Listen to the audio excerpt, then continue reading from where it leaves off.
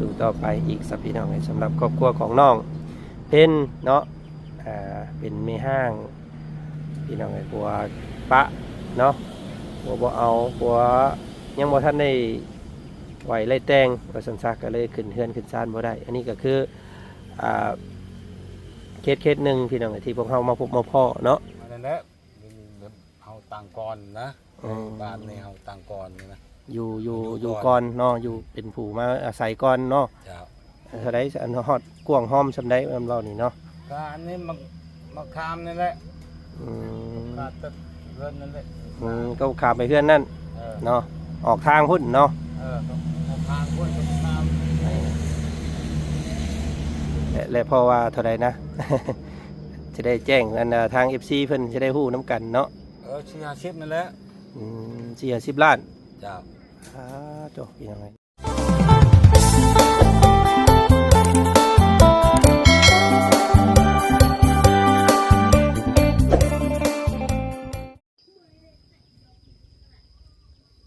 เนาะก่อนอื่นพี่น้องกับทักทายเด้อเนาะทักทายสบายดีพ่อแม่พี่น้องเนาะหมู่เพื่อนกันมาสุขสุคนเด้อเนาะเปิดภาพมาพี่น้องเนาะพบพ่อกับบ่าวจันอีกคือเก่าพี่น้องไงเนาะคลิปนี้เนาะทางบ่าวจันพี่น้องไงเนาะพาพี่พาน้องเขามาบ้านน้องแดงอีกแล้วพี่น้องไงเนาะเขามาตามเรื่องพี่น้องไงเนาะเรื่องถามราคาที่ดินเนาะแปลงนี่แหละว่าสันซาพี่น้องไงเนาะให้ทางน้องเพ่นพี่น้องเลยเนาะแม่ห้างลูกน้อยคอยหวังว่าสันพี่น้องเลยเนาะถามราคาเบิงที่เบิงดินเพื่อความจะแจ้งนี่แหละพี่น้องเลยเนาะให้ทาง FC ได้เบิงได้ส้มน้ำกันเนาะส่วนว่าพี่น้องเลยเนาะน้องเพิ่นสิพิสิทธิ์ที่ดินตอนนี้ได้บ่ได้จังใดกะอันนี้ก็ขึ้นอยู่กับบุญวาสนาพี่น้องของน้องเพิ่นแล้วกันเนาะพี่น้องเนาะ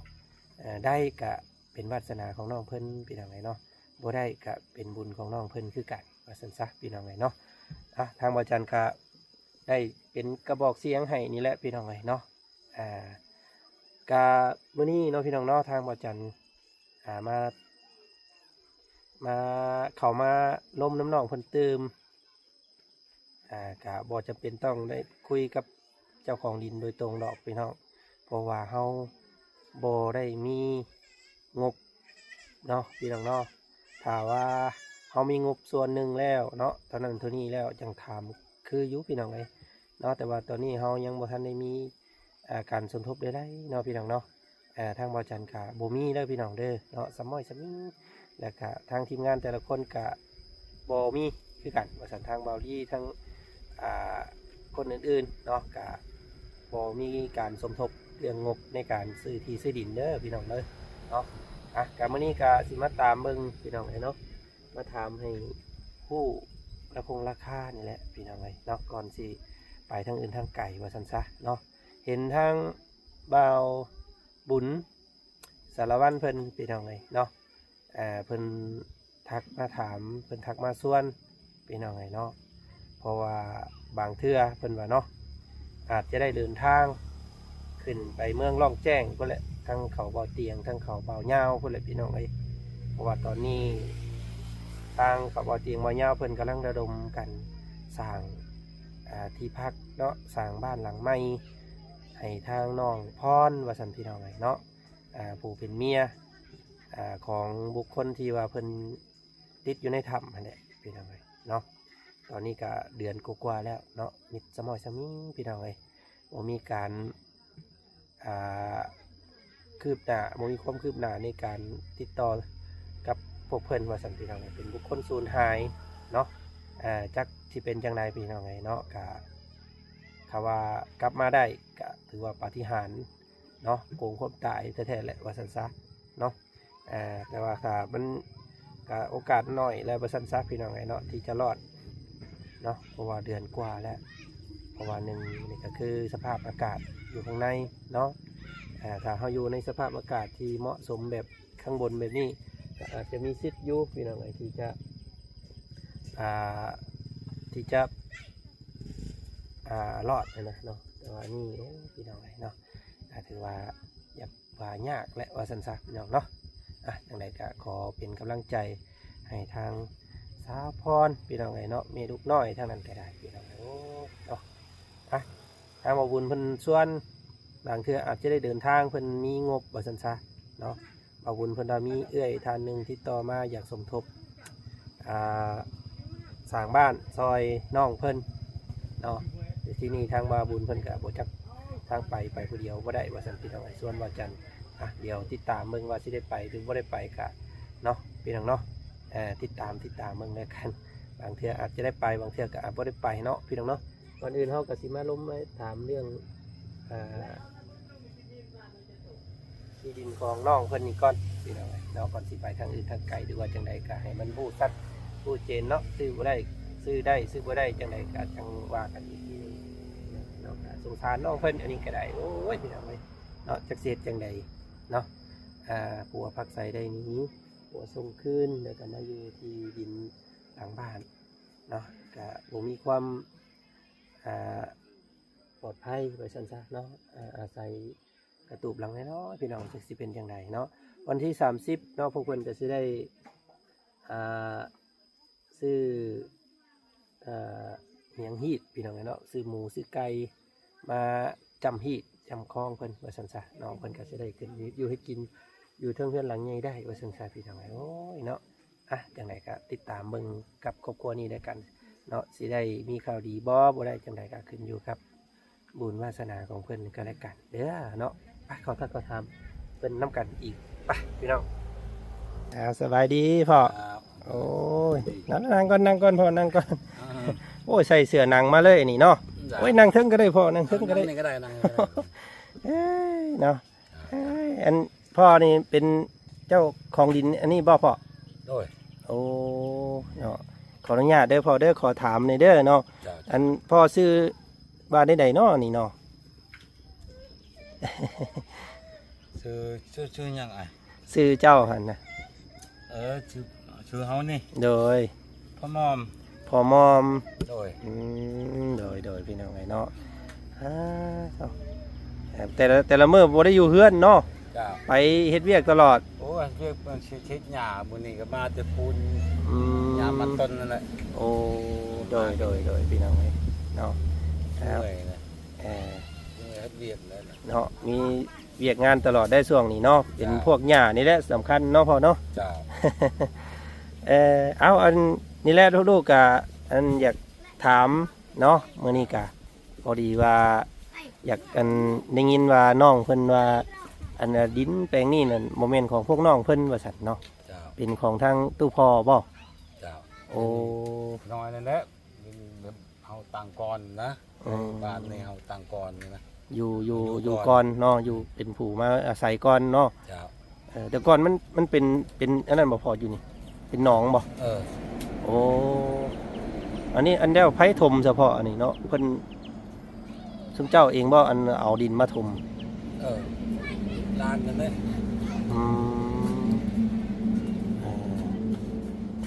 พี่น้องเนาะก็ได้ยินว่าน้องเพิ่นเขาสาวน้องเพ็ญเพิ่นนี่แหละเนาะเพิ่นว่าเห็นว่าพ่ออยากแบ่งขายอยู่บ่พ่อเนาะอันดินตอนนี้หลายคนแล้วถามทำราคายถกแก่แต่ก็ถามอยู่ก่อนช่วงตอนนั้นก็เขาแก่งัวนั่นแหละถามเพิ่นอยากได้เนาะสมมุติว่าพ่อขายให้ผู้อื่นนี่พวกเพิ่นสิไปอยู่นี่ได้พออันนี้เนาะอื่นนี่คือแพงก็เดินกำทางผมไปอยากขายมาแบบเงินพอนั่นแหละถกแก่งัวนั่นแหละแต่ถามชื่อตอนนั้นมันเฮิดงานแต่ชุดก่อน10 ล้านหอมราคาเอาลูกหลานของลายนั้นเอาไว้ให้ลูกให้หลานว่าซั่นซะเนาะโมมือเดินอยู่นั้นเป็นราคาแบบมันซื้ออันตังแบบห้านนะตังแบบเครือข่ายนะนั้นโทแกนี่ซื้อให้เขามันซื้อโทแกไงแปลว่าส่งอันดาให้พวกเพิ่นมาตั้งห้านตั้งหยังอันนั้นเนาะหัวเศรษฐกิจเพิ่นดอกอันนั้นพี่น้องเอ้ยแม่นแหละ อันนี้ก็ลูกพวกลูกนี่ก็ทีมงานเนาะพร้อมทีมงานนี่ก็ยังบ่ทันได้ว่าสิส่งสิซื้อดอกพี่น้องไอ้เนาะแต่ว่าอยากถามเบิ่งเนาะพ่อเนาะ จ้า อยากถามราคาถ้ามันเป็นไปได้หั้นนะพี่น้องไอ้เพราะว่าน้องเพิ่นว่าบ่มีโมเมนต์ดินของพวกเพิ่นเองว่าซั่นนะเนาะคำว่าสมมุติว่าพ่อสิแบ่งคงแบ่งให้อันน้องเพิ่นนี่เท่าใดพอเนาะคำว่านั่นอยากพูดราคาไว้ซื่อๆนะพ่อ เออแบ่งเฮาเจ้ากับแบ่งช่อยเฮากับช่อยคือกันบ่แม่นตัวแบ่งประชาชนเฮากับเฮาดีใจอยู่เฮาก็แบ่งคือกัน โดย ไปเรื่องบ่แพงกับแพงแล้วมันบ่แพงกับแพงว่าสมัยนี้แบบนี้กินช่อยกับเอาลายดอกเอาลายไว้ทำเนี่ย40 50นี่แหละ อันเท่าใดก็พอเบิดนี่บ่ คานี้แหละคำมานี่ก็เดินคานี้เนี่ย ค่าต้นมะขามออกไปนี้ เออ บ่ได้แม่นเบิดเลยเนาะ ในข้างเขาแล้วนี่ อืม ให้เขาแล้ว และอันพอว่าอันเท่าใดอันฮอดกว้างหอมซำใดมันเว้านี่เนาะ ก็อันนี้มาคามนี่แหละ อืม ขาดตึกเรือนนั่นแหละ ก็ขามไปเพื่อนนั่น เออ เนาะออกทางพุ่นเนาะ ก็ทางคนก็คามมากเลย และพอว่าเท่าใดนะ จะได้แจ้งอันทาง FC เพิ่นจะได้ฮู้น้ำกันเนาะ 40นั่นแหละ 40ล้าน เจ้า จบพี่น้องเลยเนาะแพงเด้พี่น้อง เอากะเดี๋ยวแจ้งทางFC เพิ่นก่อนจ้ะเนาะ เจ้า พอเราคงราคามาบงราคามาเบซี่แล้วก็สิได้บอกกันหมู่คู่นั่นแหละพี่น้องไงเนาะ เจ้า คำว่าได้คำว่านั่นก็เดี๋ยวสิติดต่อหาพ่อไม่อีกเนาะ เจ้า เออ ต่อกันได้รอสำนั้นมาต่อกันได้นะ เว้าอันรุดด้วยกันได้อยู่เนาะ โดย อันนี้ก็เว้าในความอยากอันนั้นสิซื้อว่าซั่นซะ แม่น ไง เอาเนาะโอเคเฉพาะเดี๋ยวลูกกันล่มกับทีมงานก่อนเนาะ เจ้า ถ้าว่ามีความคืบหน้าอย่างใดสิประสานหาทางพ่ออีกเด้อ เจ้าเจ้า เอาโอ้ยเอาน้ำพ่อเอาเนาะบ่ได้นั่นมาเอา ขอบใจ โอเค ขอบใจเด้อ ขอบใจพ่อเด้อ จ้ะ เนาะ จ้ะ โอเคเอาพี่น้องเลยนอกจากนี้คือเสียงจากทางเจ้าของดินเพิ่นเนาะเพิ่นก็ว่าห้วยอยากได้หลายเอ้ยว่าฉันเนาะคือว่าแหละพี่น้องเลยดินก็มันเป็นดินเศรษฐกิจแน่ดินหิมทงหิมทางสรุปแล้วก็คือหม่งเจ้าซี่บอกมื้อนั้นเนาะค่าต้นมะขามไปพุ่นออกไปพุ่นนั่นแหละรับ40-50 ล้านพูดว่าสันพี่น้องเลยเนาะ แพงเนาะพี่น้องเลยคือสิรีบดีและสันพี่น้องเลยเนาะในการซื้อที่ซื้อดินให้น้องเพิ่นนี่คิดว่าล่ำเล็กล่ำน้อยเนาะมันคงเป็นน้อยๆได้พี่น้อง40 ล้านมันก็เกือบ8-9 หมื่นบาทเลยเนาะเกือบ100,000 บาทว้าโตเนาะเอาสบายดีน้อง วันนี้ได้น้องก็นอนปุ๊บปุยคือเก่าเนาะผู้นี้เนาะก็คือสิเป็นไปได้ยากอยู่สันพี่น้องเพราะว่าทางพวกเฮาก็ยังบ่ทันได้มีเนาะงบได้ยังบ่ทันได้มีจักพันแหละว่าซั่นซะแต่ว่าถามมึงเนาะถามมึงเพื่อความจะแจ้งทาง FC กับของค่าใจอยู่ว่าซั่นมันเท่าไรเฮือนดินของเรานี่ว่าซั่นพี่น้องเนาะแต่ว่าตอนทั้งดินทั้งอันนี้น่ะเพิ่นเอาให้ทางอันน้าสาวเจ้าอยู่แล้วเนาะเราบอกกี่นี่เอาให้เพิ่นแล้วทางนี้ว่าซั่นซะมีแต่ว่าหมุ่งพุ่นว่าซั่นพี่น้องไงเนาะหมุ่งพุ่นก็ว่ากันไหมว่าซั่นตัวน้อง40แล้วรับ40 ล้านเพิ่นแหละเนาะมันบ่เอาสิพี่น้องไงนะก็แพงอยู่พี่น้องไงอันนี้ขนมซื้อมาต้อน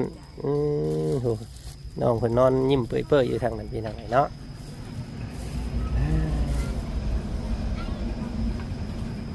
มีผู้ใดมาหาแน่มื้อนี้มีแต่ข่อยผู้เดียวมื้อนี้เนาะ นี่แหละมากะมาตามอ่าคำที่บอกไว้เมื่อก่อนนั่นแหละเนาะมาอยากอันหู้แล้วคงราคาดินนั่นแหละว่าสันซะ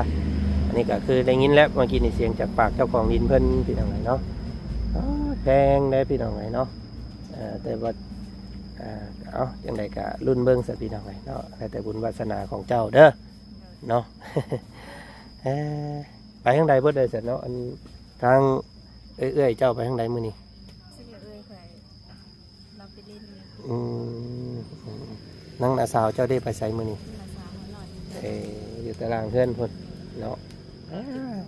เขาน้องๆน้อยๆเพิ่นมื้อวานนี่เห็นพ่ออยู่พี่น้องอยู่ห้วยเมื่อวานไปเพิ่นไปได้บ่แนวกินมาไปหาสอน โดยได้พอกินนั่นแหละ อืม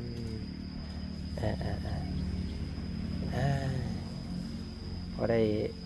หาอยู่หากินเนาะบ่ได้ไปไสเจ้าก็เนาะช่วงนี้ เมื่อก็ มีแต่อยู่กับ เสียยา เจียา เสียยา อยู่น้ำลูก โดย เพราะว่าลูกกันกินนมเจ้าเองเนาะ โดย เพิ่นตื่นมาเพิ่นเอวเลยก็โอ้แล้วพี่น้องเนาะถ้ากินนมผงนมกล่องยังว่าได้ไปเฮ็ดเวียกเฮ็ดงานได้แน่เนาะให้เพิ่นอยู่น้ำแม่น้ำป้าก็ได้ว่าซั่นซะอันนี้ยากเลยแต่พี่น้องเลย เนาะเอาเดี๋ยวพี่น้องเลยก็ถักถามเบิ่งตื้มเด้อเนาะถ้าเพิ่นดุดดุยได้ก็ดุดพี่น้องเลยแต่ว่าโอ้ยยังบ่ทันมีจักพันจักจีบแล้วพี่น้องเลยเนาะแต่ว่าถามเบิ่งเนาะถามเบิ่งพากันเฮ็ดเด้อฮีดคลองซึมเจ้านั่นเด้อ โดย เนาะพวกอ้ายก็คือสิบ่ได้มาเบิ่งน้ำมือนั่นพี่น้องเพิ่นเฮ็ดแต่เช้าบ่แต่เก่าอันเพิ่นเสียฮีดนี่ช่วงเช้าหรือว่าช่วงแรงแต่เก่าเพิ่นเสีย ประมาณ9 โมงเท่านั้น อืมหลายบ่คนครับเพิ่นเฮ็ดแต่เก่า ก็ลาอยู่แต่เดี๋ยวนี้ก็บ่ได้บอกในบ้านนี่ก็บอกแต่พี่น้องก็มาบ่ได้ไล่แล้ว ยามผู้เฒ่าในโฮมเฒ่าแก่ในโฮมพอรับรู้น้ำกันนั่นแหละเนาะ โดย เฮ็ดให้มันแล้วซะเด้อ โดย เนาะอย่างน้อยก็ได้เสียฮีดได้พอได้ขึ้นเป็น1ข้าวให้ทั้งแม่ทั้งน้าสาวกินเนาะ โดย อันนี้มานอนอยู่น้ำเพิ่นซื่อๆว่าแล้วพี่น้องไงเนาะแถมยังมีหลานอีกครับ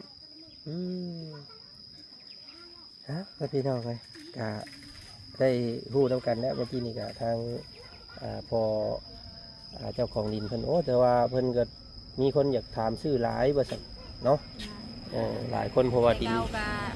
มื้อนี้ก็ยัง60นี่ก็แห้งๆคือเก่าเลย เนาะ แห้งๆกว่าเก่า เพราะว่าเป็นดินที่พวกนายทุนพี่น้องไงเนาะเป็นคนจีนคนเวียดมาหลายเนาะ โดย เป็นดินอาณาเขตเศรษฐกิจเนี่ยเนาะเป็นเส้นใกล้ชายแดนเวียดนามยากแหละว่าสั้นๆพี่น้องเนาะ